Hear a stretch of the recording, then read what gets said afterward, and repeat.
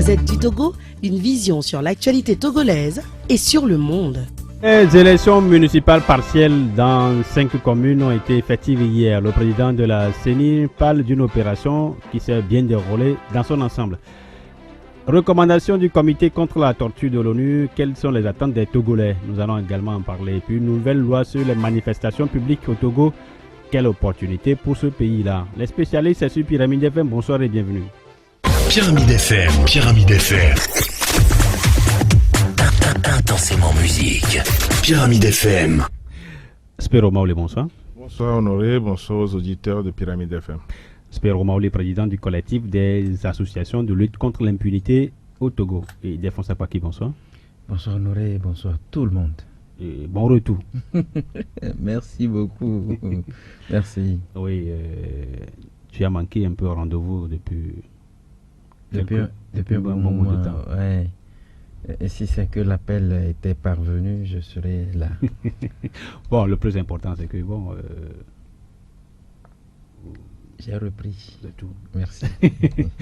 Notre troisième invité, Ibrahim Macha, nous l'attendons. Il va nous rejoindre incessamment. Nous allons démarrer cette émission par les élections municipales partielles. Hier, la boucle est bouclée finalement, on va dire, pour ces élections-là au Togo.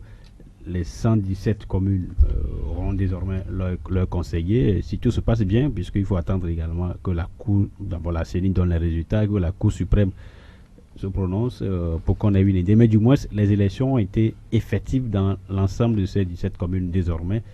Et la CENI a bien précisé que tout s'est passé dans le calme. Spero Maoli, c'est un progrès pour le Togo?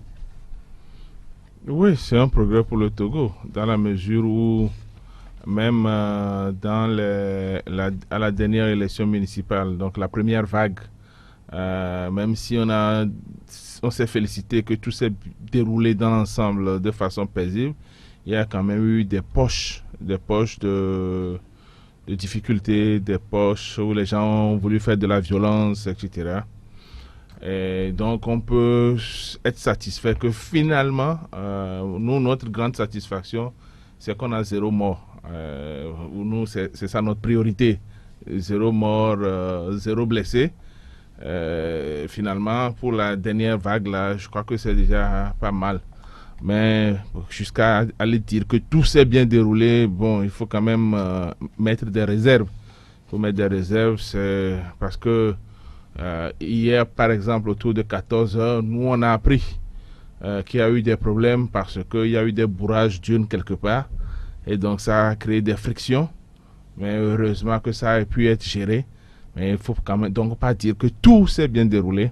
Mais dans l'ensemble, disons quand même que nous, notre observation, c'est surtout par rapport au respect des droits humains. Et dans l'ensemble, de façon globale, on peut dire que ça va. Il défend ça quoi qui...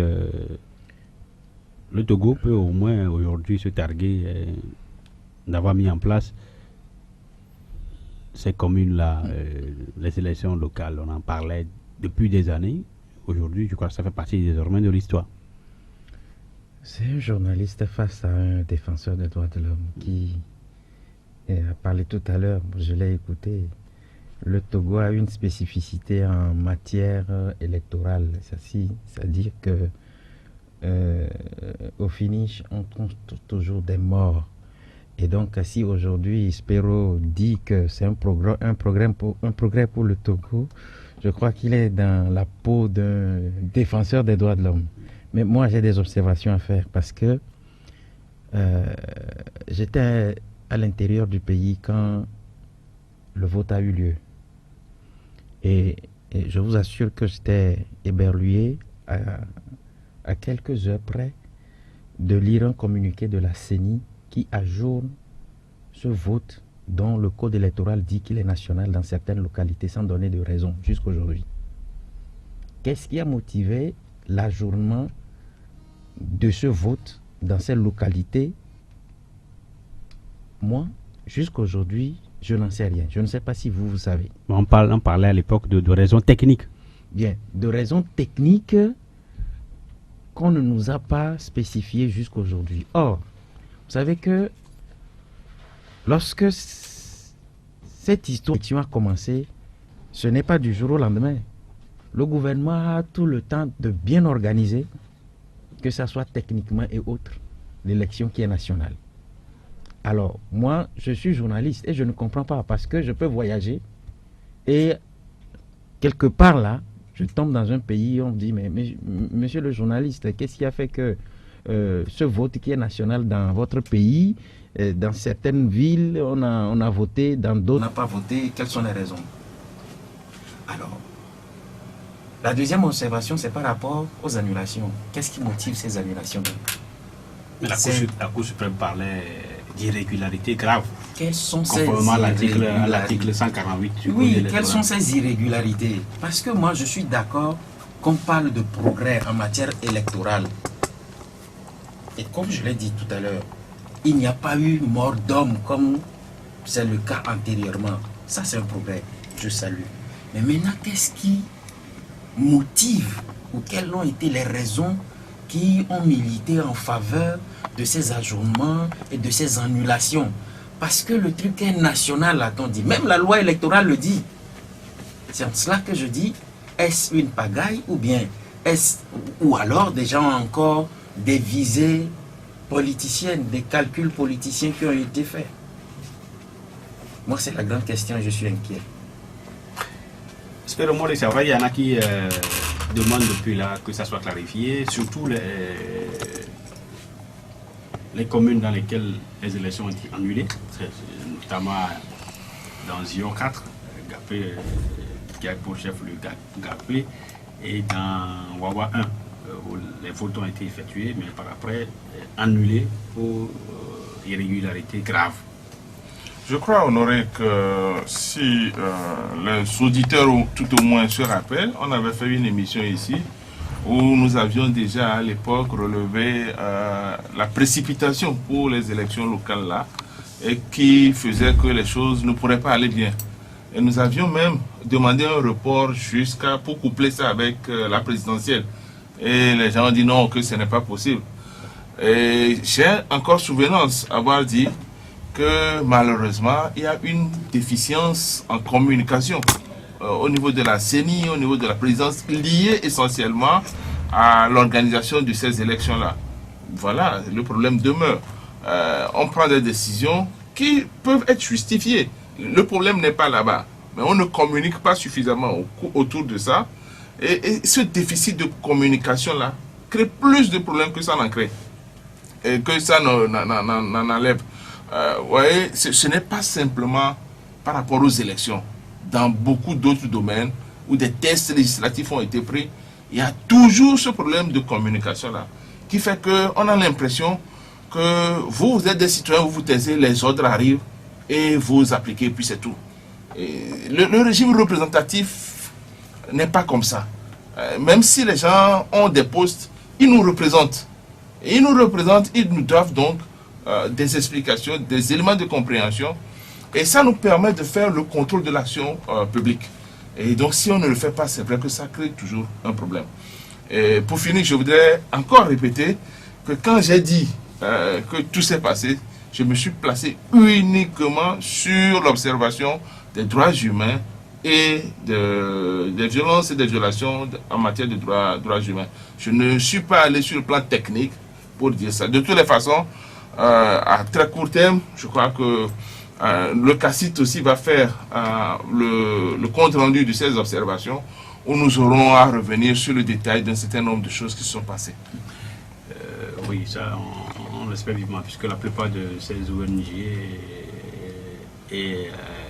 ONG et associations de la société civile qui ont pu faire l'observation ont déjà pondu leur rapport. Et dans ces rapports, on a une un peu sur ce qui a été fait. Et des fonds c'est quoi qui? Est-ce qu'on peut se contenter aujourd'hui du fait que désormais la décentralisation est en marche? Tout d'abord, jusqu'aujourd'hui, les acteurs politiques contestent la loi sur la décentralisation. Mais c'est vieux, ça, on avance. Ça veut dire... Non, partons de la base. Parce que pour construire une maison, il faut avoir des fondations solides, ou bien une fondation solide. Mais si déjà la fondation mal parti, vous savez ce que ça donnera. Maintenant, après, moi je n'ai pas compris le rejet de certains recours. Par exemple, à Atapamé, où je suis resté, j'ai vu un certain nombre de choses. Jusqu'aujourd'hui, sur certaines listes, il n'y a pas de nom. Et que, au finish, on retrouve ces noms parmi ceux qui ont été élus. Moi, ça me pose des problèmes. Je parle de la préfecture de Logou. Les gens n'étaient pas candidats, mais ils sont élus. Comment ça s'est passé? Bien, je ne sais pas. Et voilà pourquoi je vous dis, déjà, à la base, s'il y a des choses comme ça qui se passent, ça devient dangereux. Ça devient très dangereux. Je suis d'accord avec Spéo quand il disait tout à l'heure qu'il était parmi ceux qui ont souhaité que, pour une bonne organisation de ces élections-là, il fallait, comme on l'avait dit pour les législatives, la journée, et puis bien les préparer pour obtenir quelque chose de potable. Les recours qui ont été faits au niveau de certaines listes de l'opposition, d'abord, moi j'étais même sidéré le jour des élections de constater que l'affiche, comme nous parlons des locales, l'affiche la plus importante qui s'avérait le procès verbal, l'affiche du procès verbal, n'existait pratiquement pas dans certains bureaux de vote. Et moi j'ai poussé la curiosité avec une candidate d'aller à la CELI. Mais on nous a donné des tas de fiches. Pour aller faire quoi? Mais il y en manquait dans les bureaux de vote. Or, cette fiche à elle seule retrace tout le processus, le déroulement du vote, qui manque. Mais quand elle s'est donné la peine de signaler cela à la CELI et que c'est au sein même de la CELI, parce que moi je l'avais accompagnée, qu'elle est allée prendre des tas pour distribuer, après on dit nous n'allons pas signer ces procès-verbaux si ce ne sont pas les membres de la CELI même qui les apportent. Or, ce sont ces membres-là, ces responsables qui ont demandé à cette candidate-là, aidez-nous. Mais est-ce que ça donne une bonne impression quand vous n'avez pas les capacités ou bien les choses ne sont pas au point pour organiser une élection? Est-ce qu'il faut la tenir concrètement pour avoir ce genre de comportement? Ceux qui avaient en poche des bulletins prévotés, je me réjouis d'avoir fait un tour à la gendarmerie d'Atapamé où il y avait quelqu'un qui avait été arrêté en flagrant délit, qui avait dans sa poche un bulletin prévoté unique. J'étais en face du commandant et qui nous disait que lui, il a juste reçu l'ordre de son patron d'aller prendre celui sur qui on a mis la main. Mais maintenant, les bulletins qu'il avait sur lui sont où? Il les a déjà mis dans l'urne. Maintenant, où est l'urne qu'on n'a pas mis en quarantaine? Vous comprenez pourquoi dans certaines localités, le nombre de votants a dépassé le nombre d'inscrits? C'est des réalités que moi j'ai vécues, non plus maintenant à Lomé, mais à l'intérieur du pays. Imaginez un peu. C'est pourquoi je suis sceptique quand on me pose des questions sur les locales. J'ai gardé un mauvais souvenir des législatives. J'en garde pour les locales aussi. De toutes les façons, on attend que très prochainement les bureaux communaux soient mis en place pour le fonctionnement effectif. Ça fait 1 mois et demi pratiquement que la première vague du vote a été effective, mais depuis là on attend. Au plus c'est 2 mois. Oui, mais malheureusement c'est à la fin du processus électoral. Et donc le processus électoral n'est pas encore à sa fin. Il faudrait donc attendre que la Cour suprême se prononce sur la dernière vague des élections là, et puis maintenant on va pouvoir... Mais c'est pas dit explicitement. Oui, c'est pas dit explicitement. La date de la proclamation des résultats définitifs. Oui, mais sauf que... Définitif a été déjà fait quelque part. Oui, mais sauf que on ne peut pas faire moitié-moitié, je suppose. Je suppose. Mais bon, tout ça là, c'est le problème de nos tests. il y a des imprécisions et chacun l'interprète à sa manière.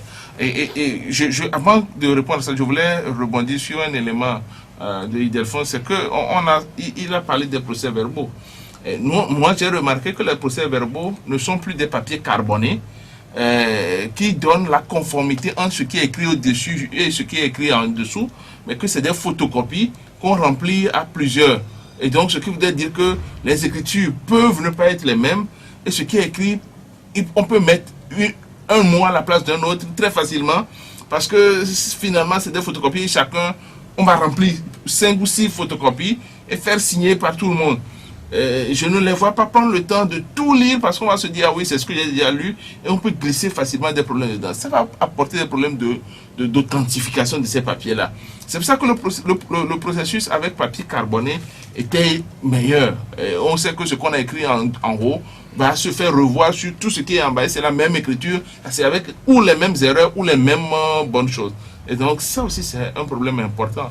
Il faudrait peut-être repenser à tout ça là. Si on veut éviter que l'élection présidentielle n'ait déjà des vices qui vont entraîner des problèmes futurs. Parce que je rappelle, nous sommes dans l'alerte précoce. Et donc il faudrait qu'on pense à ces éléments-là pour que l'élection présidentielle soit sans heure le plus possible. L'actualité, c'est bien aussi les recommandations du comité contre la torture de l'ONU. On en parle. Et la recommandation la plus importante aux yeux de beaucoup de Togolais, c'est celle qui demande à l'État togolais de fermer définitivement la prison civile de Lomé. Espérons, vous étiez à Genève. On en a abondamment parlé ici de ce qui a été fait. Comment vous vous sentez aujourd'hui après, bien sûr, ces recommandations-là? Je suis le président du collectif des associations contre l'impunité. Et donc, si je dois mettre une gradation dans les recommandations, je ne mettrai pas probablement la fermeture de la prison. Je mettrai plutôt le fait qu'on demande à ce que les auteurs de ces crimes de torture soient poursuivis et que justice soit faite pour que les victimes se sentent apaisées. C'est pour moi, en tant que président du CACIT, la recommandation la plus forte. Parce que le comité est revenu là-dessus pour dire, oui, mais depuis 2012, nous avions demandé à ce que on solde le problème de 2005. Ça n'a pas été fait, on n'en a pas parlé. Et donc, pour moi, c'est ça. Maintenant, de façon plus générale, en tant que défenseur des droits humains, je dirais quand même que la décision de fermeture de la prison civile de Lomé est une décision importante. Parce que rien que la prison civile de Lomé représente ou est l'image de la torture au Togo. Parce que le traitement qui s'y trouve, les conditions carcérales, les conditions de santé étaient déjà des traitements cruels, dégradants, inhumains, et à tel point qu'on devrait souhaiter que la prison soit rénovée. Mais il paraît que la rénovation va coûter plus cher que la fermeture et la reconstruction. Donc je crois que c'est tout à fait normal. Et quand moi j'ai discuté avec le ministre en charge et d'autres personnalités, ils m'ont certifié que c'était déjà même prévu qu'on allait fermer cette prison-là pour construire une autre. Ah bon? Bon, donc, oui, parce que la rénovation allait coûter cher. Donc, je suis très content que la recommandation n'aille que dans ce sens-là. Et donc, j'espère que très rapidement, puisque c'était déjà dans l'idée, donc j'espère que très rapidement, on pourrait fermer le chapitre prison civile de Lomé là pour ouvrir une autre prison. Mais au-delà de ça, ce n'est pas les bâtiments, ce n'est pas l'immeuble qui est le problème. Au-delà de ce problème-là, il y a tout le système pénitentiaire, tout le système judiciaire, avec les délais de prévention par rapport aux délais de détention, avec les conditions de santé, avec les conditions médicales. Tout ça là est à revoir.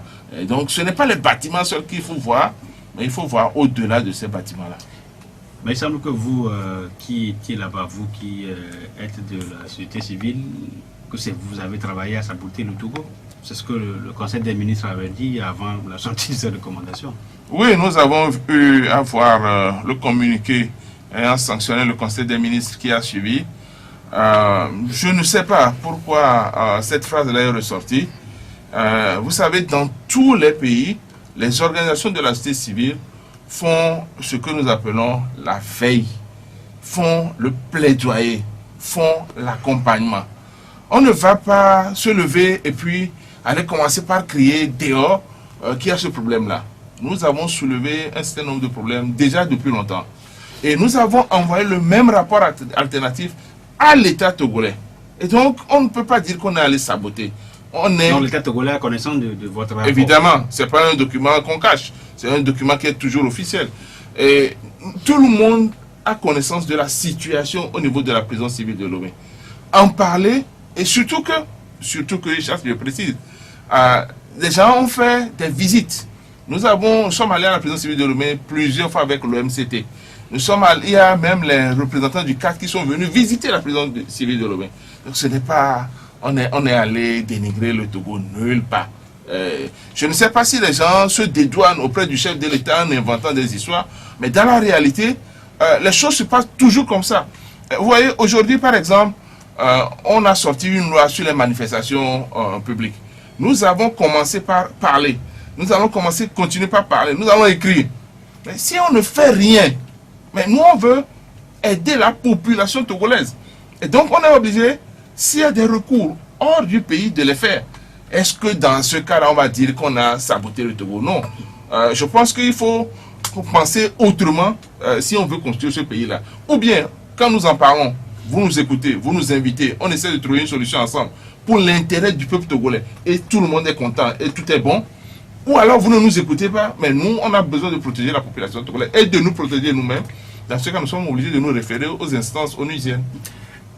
Ibrahim Acha, un peu plus venu en retard, mais il est avec nous depuis quelques temps. Il écoute religieusement Super Romolé. Ibrahim, bonsoir. Bonsoir Honoré et bonsoir aux auditeurs et auditrices de Pyramide FM. Les recommandations, il semble que ce sont les acteurs de la société civile qui ont aiguillonné pour qu'on en arrive là. Non, mais je pense que le Togo, depuis un certain temps, nous devons savoir que nous sommes devenus,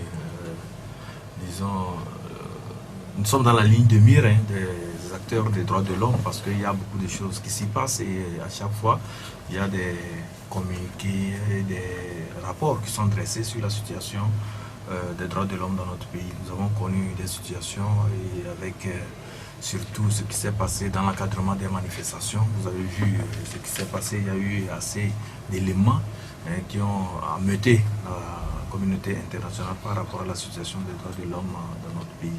Et logiquement, lorsque le Togo devait passer devant la Commission des droits de l'homme des Nations Unies, et on devait s'attendre vraiment à des recommandations et pourquoi pas, on devait nous faire des remontrances par rapport à certaines situations dans notre pays. Mais les recommandations qui sont arrivées la dernière fois, et surtout on parlait aussi de la fermeture de la prison civile de Lomé. Définitivement. Ah oui, définitive, voilà. Et dans un délai d'1 an, c'est assorti de délai. Donc ce qui voudrait dire que la prison civile de Lomé ne répondait plus aux normes.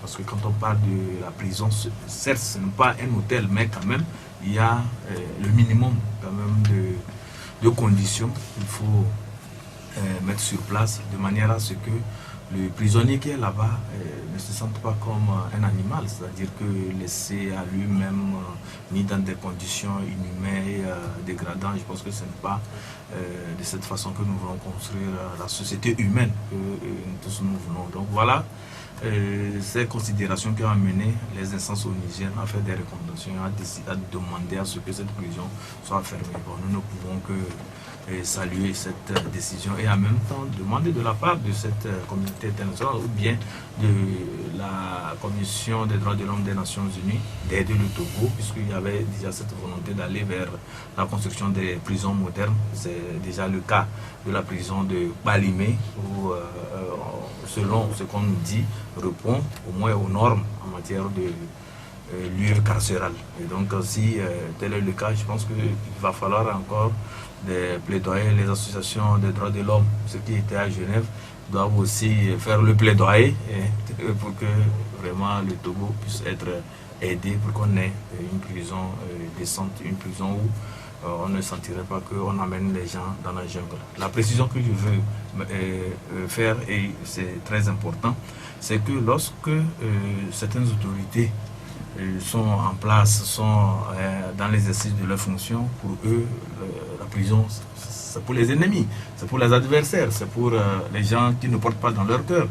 Mais il arrive souvent des situations où ces mêmes personnes-là qui avaient en aversion les gens qui les amenaient là-bas pour les punir se retrouvent dans ces conditions. Et c'est là où vous entendez des cris comme quoi c'est une violation de nos droits, c'est quoi, c'est un lieu inhumain, horrible. Mais quand ils étaient au pouvoir, quand ils étaient aux affaires, ils avaient la possibilité d'améliorer ces conditions. Mais ils se disaient que ce ne serait pas, en tout cas, eux, ils n'iraient pas là. L'enfer, c'est les autres.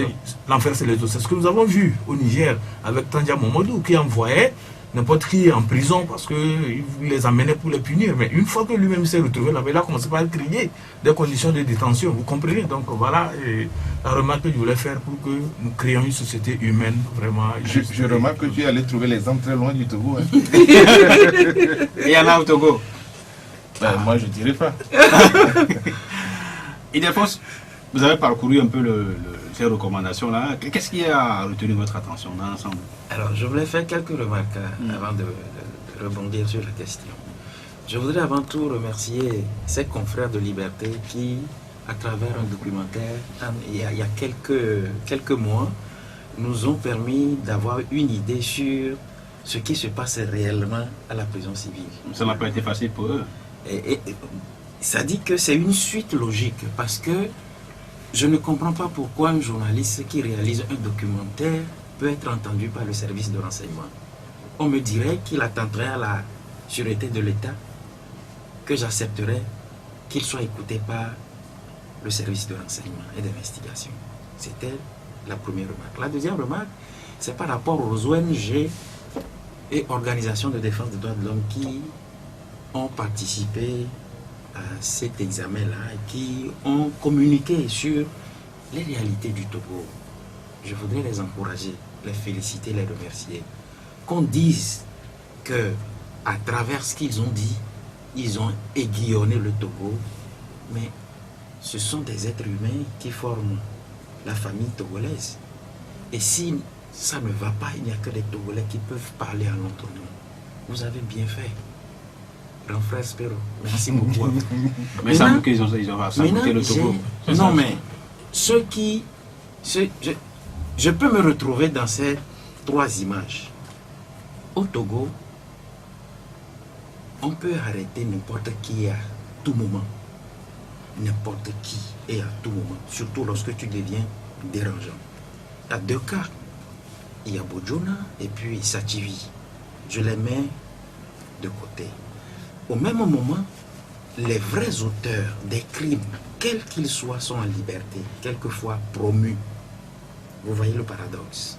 Ça, c'est la première caricature. La deuxième caricature, c'est quand tu arrêtes au Togo, la loi fondamentale dit présomption d'innocence. On ne te dit pas que ça, là, tu l'as fait et que pour être envoyé en prison, tu dois te présenter devant le juge qui te cite patati patata et après le procès, on t'envoie là-bas. On t'arrête, on te violente, on te barbarise, on te torture et quelquefois, on te dit rentre chez toi à la maison. On a vu ces cas-là avec des compatriotes qu'on a arrêtés pendant les manifestations, qu'on a violentés dans certains services. Et la troisième caricature, c'est que on t'arrête et quand on sait que ce qu'on te reproche, quand on va le dire, ou quand on va inventer un fallacieux prétexte, un délit, comme le cas Sativi où on dit il veut organiser une conférence de presse et puis je lis dans la décision d'un juge trouble à l'ordre public. Ça n'a pas de sens. Ça veut dire que on falsifie quelque chose, quoi. On t'habille de quelque chose et on te pousse au Nouf. Mais quand on vous envoie au Nouf, par exemple à la prison civile de Lomé, où moi, j'ai eu la chance d'aller visiter des amis, j'ai vu, j'ai entendu. Je ne souhaite pas à mon ami, je ne souhaite pas à mon détracteur. Mais c'est là où je vous réponds en disant, si on trouve de l'argent pour organiser des élections, lorsque les bailleurs de fonds ou bien des partenaires en développement disent nous voulons que ces élections-là soient transparentes. Alors, nous allons vous soutenir. Et que vous dites, non, nous allons organiser les élections sur fonds propres. Et en l'espace de quelques années ou quelques mois, disons, récemment quelques mois, nous organisons 2 ou 3 élections à coups de milliards. On demande de revoir ça là. Je suis ahuri quand on nous dit qu'il n'y a pas d'argent pour subvenir aux besoins sociaux et dans le même temps on trouve des milliards pour organiser des élections au Togo. Je suis ahuri quand on dit la prison civile de Lomé est devenue un foutou. Il faut fermer. Je suis d'accord, vous avez bien fait. Merci. Espérons, c'est quoi vos attentes aujourd'hui? À quel niveau? Par rapport à ces recommandations qui sont envoyées. Oui. C'est tout à fait, en tant qu'organisation de la société civile, notre première attente, c'est le suivi. C'est la mise en œuvre, pardon. La mise en œuvre de ces recommandations-là. Nous ne sommes pas naïfs. Nous savons que malheureusement, il y a des recommandations qui vont être faites, qui vont être mises en œuvre. Il y en a qui datent de plusieurs années. Oui, il y en a qui vont être mises en œuvre. Il y en a d'autres qui ne vont pas être mises complètement en œuvre. Et il y a d'autres à qui on ne ferait rien. On ne toucherait pas ça. Parce que rien que déjà en voyant le fait que les recommandations ont été données en 2012 et qu'on n'y a pas touché jusqu'à aujourd'hui, je ne suis pas sûr qu'on va y toucher. Mais par contre, il y a des choses qu'on peut faire très rapidement, très facilement. Ça, par contre, je ne vois pas pourquoi le Togo va hésiter à les faire. Et un élément sur lequel beaucoup de personnes n'insistent pas, c'est que, par exemple, même les experts ont dit que nous invitons l'État togolais à collaborer avec la société civile pour vérifier les allégations de torture. Et on ne veut pas voir ça. Parce que normalement, je peux me lever ce matin et dire j'ai été torturé hier. Même si c'est faux. Mais quand je dis ça, il appartient à l'État, par le truchement du ministère public, de vérifier si ce que j'ai dit là est vrai. Parce que je suis un citoyen togolais. Maintenant, si c'est vrai, il faut qu'on sanctionne celui qui m'a torturé. Si c'est faux, ça veut dire que j'ai menti. Dans ce cas, il faut qu'on me demande pourquoi j'ai menti. Et s'il y a une sanction, on me porte cette sanction-là aussi. Ouais, ce n'est pas normal que qu'on puisse parler de torture et que les gens se taisent. Parce que le problème avec la torture, c'est la conséquence que ça entraîne. Celui qui est torturé, il ne revient plus jamais au niveau où il était avant d'être torturé. Et il garde toujours les séquelles. C'est pour ça qu'on préfère prévenir la torture que de lutter après coup. Et donc, c'est vraiment important. Aujourd'hui, nous espérons, et ça je le dis, on l'a dit avec le ministre des Droits humains à Genève, je le répète, nous attendons les bras ouverts que l'État togolais nous appelle pour venir, pour qu'on réfléchisse ensemble sur comment mettre en œuvre. Ce n'est pas nous qui allons faire, c'est eux qui vont faire, mais qui nous associent à ce travail-là. On est prêt à aider. Parce que si on aide, ce n'est pas qu'on veut faire que le gouvernement soit le plus beau possible, non. La finalité, c'est que la population togolaise est préservée. Et c'est ça le rôle d'une organisation de la société civile. Et là, vous devez commencer par avoir encore d'autres soucis, parce que les manifestations publiques au Togo ne vont plus se passer comme avant. Une nouvelle loi a été votée le 7 août dernier. Vous avez jeté un coup d'œil. Quelque part, vous avez même dit que avoir les interdits qu'il y a autour, les espaces interdits autour, c'est comme on ne veut plus qu'on manifeste au Togo.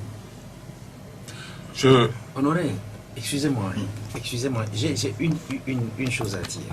Par rapport au sujet là, avant que vous nous donnez la parole là. Vous savez, quand on parle de torture au Togo,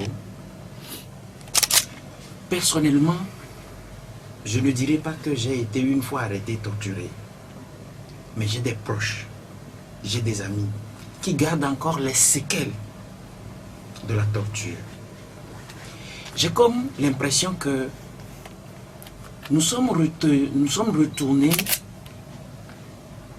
à des années en arrière. Parce que j'ai comme l'impression que au Togo, il y a ce que, au cours de la conférence, les gens ont appelé des camps de concentration à l'instar de Agombio, Otadi et Kasaboua. Vous savez pourquoi je le dis? J'ai publié des photos lorsque les manifestations étaient au top. Et le lendemain, je reçois un coup de fil du docteur Kampati qui me dit, Monsieur Akpaki, mais vous avez publié des photos. Il s'avérait que mon neveu qui a quitté la maison il y a 3 jours, que nous avons cherché dans le commissariat, gendarmerie, qu'on n'a pas trouvé, qu'on le retrouve parmi ceux qui sont torturés. Parce que les photos, c'était des séances de torture. Et qui étaient? Ce sont des hommes en uniforme togolais. Je vous avoue que j'ai été sidéré.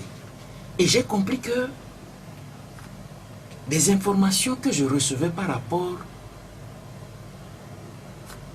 au fait que certains sont sortis des maisons et ne sont plus jamais revenus, une partie était, comment vous l'appelez, a été... Parmi ceux qui ont été torturés, qui ont été pris? Il y avait une partie qui a été confirmée. Parce que je ne comprenais pas pourquoi M. Kampati m'appelle par rapport à son neveu, que moi je ne connais ni d'Adam ni d'Ève, qui me dit qu'il est sorti de la maison il y a 3 jours. Ils sont en train de le chercher. Il est là. Je sais pourquoi j'ai donné le nom. C'est parce que c'est vrai. Et à part cela, il y a des chancelleries qui ont appelé par rapport au fait que certaines personnes ont disparu et qui, par chance ou par miracle, reviennent. Et quand on leur demande « Où étiez-vous » ils n'en savent pas. Mais c'est des gens qui portent des séquelles.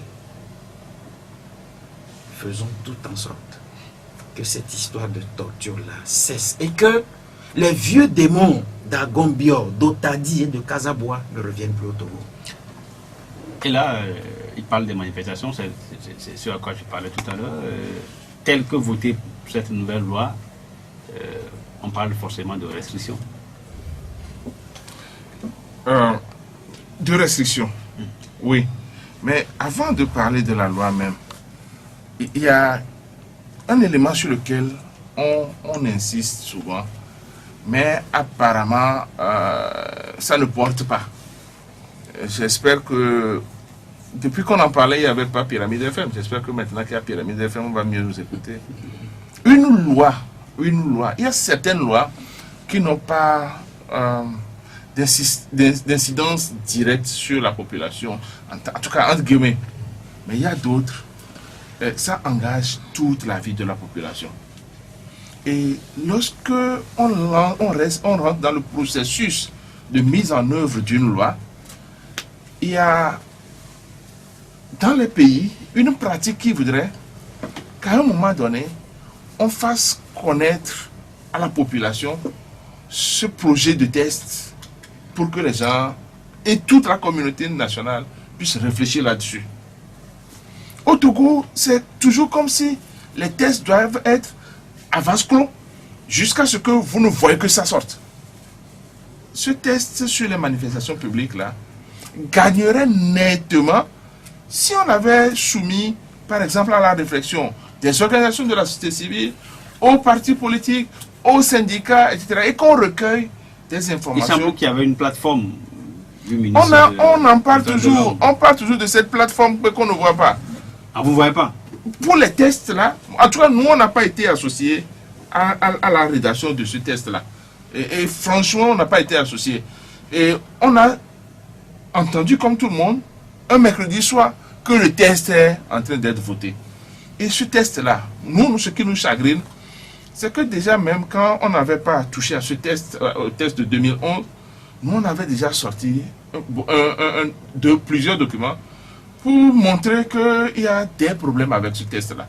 Et on appelait à corriger le test parce que d'un régime d'information, dans l'application, on est en train d'aller dans un régime d'autorisation.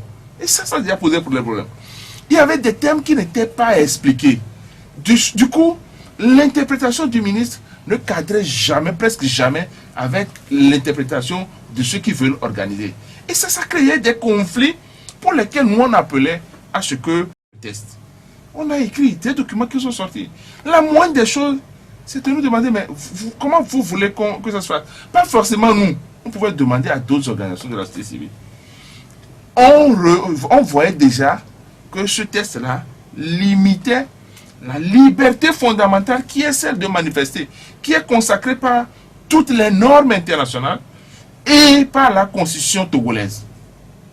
La loi ne devrait aller à l'encontre, c'est bien écrit, ne devrait aller à l'encontre de cette liberté-là que pour sauvegarder la sécurité et l'ordre public.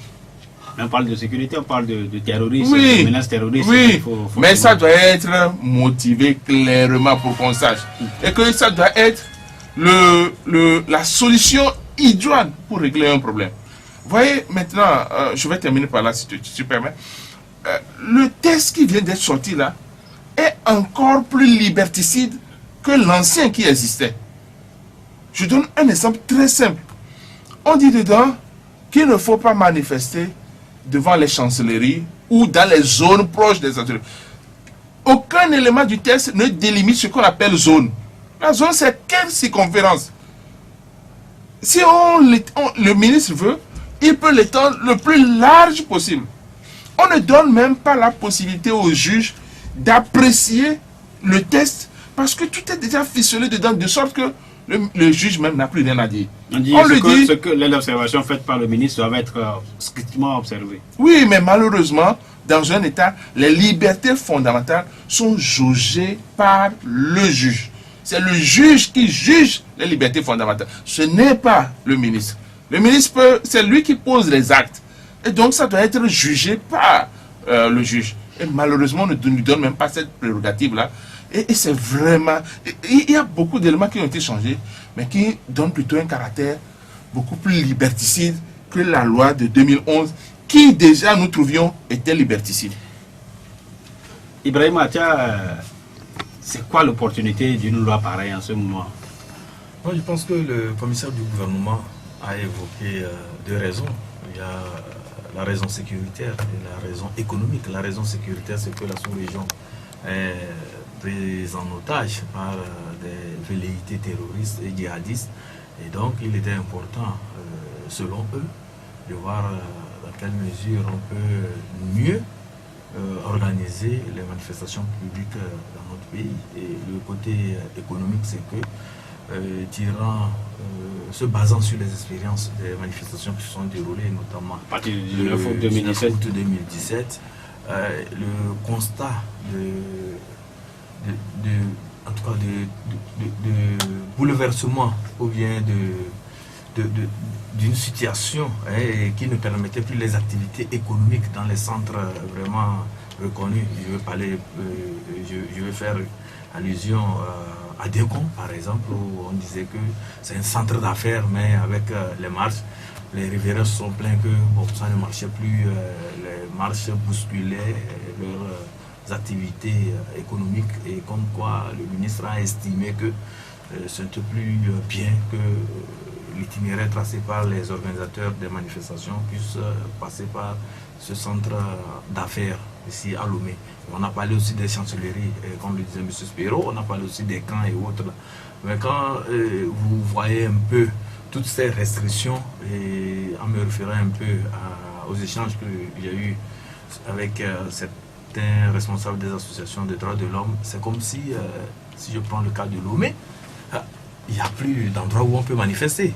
Parce qu'il y a des camps un peu partout, il y a des chancelleries un peu partout, il y a des centres d'affaires un peu partout, et finalement, où les gens vont manifester. Donc voilà ce qui se dégage comme, je peux dire, à mon avis, c'est ce qui se dégage comme observation à première vue. Et l'autre aspect, c'est que la raison sécuritaire, je peux dire que c'est motivé, et nous tous nous savons que dans l'Afrique de l'Ouest est en proie à une pression terroriste sans précédent. Et nous tous, nous savons ce qui se passe au Burkina Faso, nous savons après ce qui se passe au Mali, un peu partout, au Nigeria. Et le Togo ne voudrait pas quand même que cette situation arrive au Togo et ne voudrait plutôt prémunir la population de cette pression djihadiste. Et donc, lors des manifestations, certains ont estimé, surtout certaines autorités ont estimé que c'est fort probable que s'il y a beaucoup de départs, c'est-à-dire que des départs multiples, des points de rassemblement et des points de chute multiples, ça peut aussi donner aussi des idées à ces groupes djihadistes ou bien ces réseaux criminels de pouvoir infiltrer les manifestants ou bien de faire tout ça. Donc voilà des raisons qui ont été évoquées et je ne peux pas dire que ça ne tient pas la route, mais il y a la menace terroriste quand même qui est évidente. Et des forces qui se guident entre-temps. Est-ce que vous pensez que les arguments avancés par le ministre de la Justice territoriale, qui était le commissaire du gouvernement devant les députés, ces arguments-là en valaient le coup? Au fait, ce n'est pas une insulte, mais je trouve que c'est trop farfelu. Parce que dans le terrorisme, il y a terrorisme. Il y a terrorisme d'État. Tout ce que nous vivons depuis août 2017, où la loi fondamentale interdit qu'on sorte les forces de défense, qu'est-ce que nous voyons? Et c'est bizarrement ces forces de défense qui tirent à balles réelles sur des populations aux mains nues qui manifestent. Ça, c'est ce que nous appelons terrorisme d'État.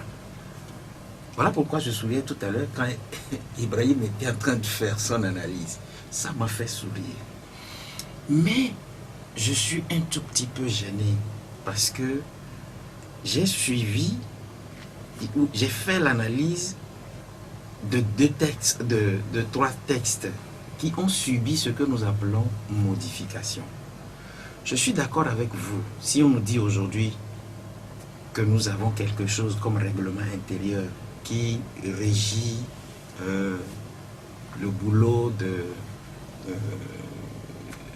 Pyramide FM, on veut modifier. Est-ce qu'il faut aller en arrière ou bien il faut voir les points positifs pour aller devant? Moi, ce que je sais, on ne revient pas sur les acquis. C'est qu'il faut aller de l'avant. De l'avant, oui, merci beaucoup, de l'avant. Vous avez vu, quand ils ont procédé au code pénal, l'article 491, qui avait été un article à polémique, qui contradisait une disposition du code de la presse et de la communication au Togo qui... 497, voilà. Qui, à l'époque, était dépénalisé. Mais, lorsqu'on a modifié cet article-là, et on a procédé également à la modification du code de la presse et de la communication, vous avez vu ce que ça a donné. Tout le tollé qui a été fait. Aujourd'hui, la loi qui a été modifiée, Spero a donné toutes les explications possibles. J'ai suivi des étrangers gabonais pour la plupart qui devaient manifester. Mais si les Gabonais doivent manifester, les Maliens doivent manifester parce qu'il y a quelque chose, ils ne peuvent plus le faire devant leur ambassade. Parce que la loi dit toute manifestation publique. Ils iront à la plage. Mais en faisant attention de ne pas traverser la nationale. Mais ça n'a pas de sens. C'est pourquoi je dis que c'est trop farfelu qu'on nous avance un certain nombre d'arguments pour légitimer des forfaitures. Spero, c'est quoi la responsabilité des députés qui ont voté cette loi-là? Ils n'ont pas de responsabilité. Leur responsabilité, elle est purement morale. J'imagine qu'ils le savent. Ils savent que pendant leur mandat... Ils ont voté presque en catimini, personne n'était au courant. Ouais. Ils n'ont rien dit, ils avaient la loi là depuis. Mais... Et ce n'est même pas fini.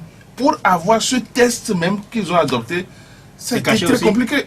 Mais ça a été compliqué. Pendant 2 jours, on n'avait pas accès à ce test. Ce n'est que le jeudi matin, hier matin, que moi j'ai pu trouver une version électronique de ça. Et pourtant on a demandé. Ce n'est que les modifications que les gens avaient prises pour travailler. Et ça pose un problème. Et le plus grave, on dit qu'on protège contre l'ordre public. Et ce test ne prend même pas soin de définir ce qu'on appelle trouble à l'ordre public.